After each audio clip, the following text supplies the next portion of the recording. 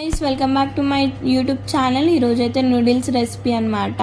First అయితే మనం ఇవన్నీ కట్ చేసుకోవాలి. గ్రీన్ చిల్లీస్, క్యాబేజ్, కళ్యమాకు అండ్ క్యారెట్ని తురుముకోవాలి.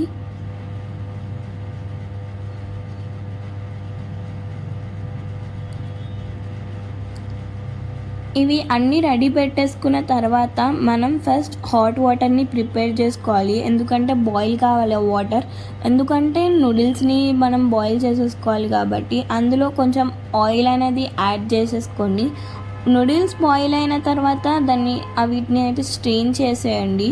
చెక్ చేయండి అవి బాయిల్ అయినాయా లేవా అనేది.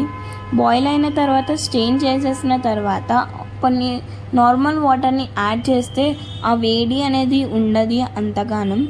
సో అవి పక్కన పెట్టేసుకున్న తర్వాత మళ్ళీ ఇంకొక ప్యాన్ తీసేసుకొని దాంట్లో ఆయిల్, మస్టర్డ్ సీడ్స్, జీరా, కళ్యమాకు అండ్ గ్రీన్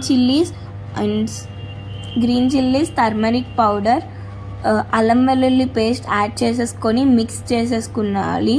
మిక్స్ చేసేసుకున్న తర్వాత మనం నెక్స్ట్ యాడ్ చేసే ఇంగ్రీడియంట్ ఏంటంటే క్యాబేజ్. ఇప్పటిదాకా కట్ చేసుకున్న క్యాబేజ్ని యాడ్ చేసేసేయండి.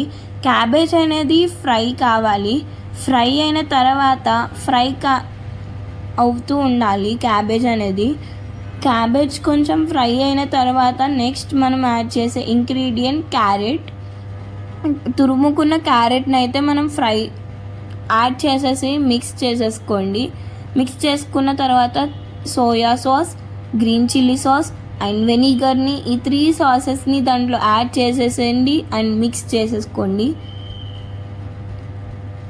మిక్స్ చేసుకున్న తర్వాత నెక్స్ట్ యాడ్ చేసే ఇంగ్రీడియంట్ ఏంటంటే salt and red chilli powder తర్వాత అండ్ మనకి ఇంగ్రీడియంట్ ఇదే మోస్ట్ ఏంటంటే నూడిల్స్ మసాలా యాడ్ చేసిన తర్వాత నూడిల్స్ ఇప్పటిదాకా చేసాం కదా, ఆ బాయిల్ చేసిన నూడిల్స్ని యాడ్ చేసేసుకొని మంచిగా హ్యాండ్తో మిక్స్ చేయండి. స్పూన్తోని అంటే అంత ఉండదు. And last and final ingredient కొత్తిమీర యాడ్ చేసేసుకొని తినడమే. Please do like, share and subscribe to my channel. Stay tune for more updates. Bye guys.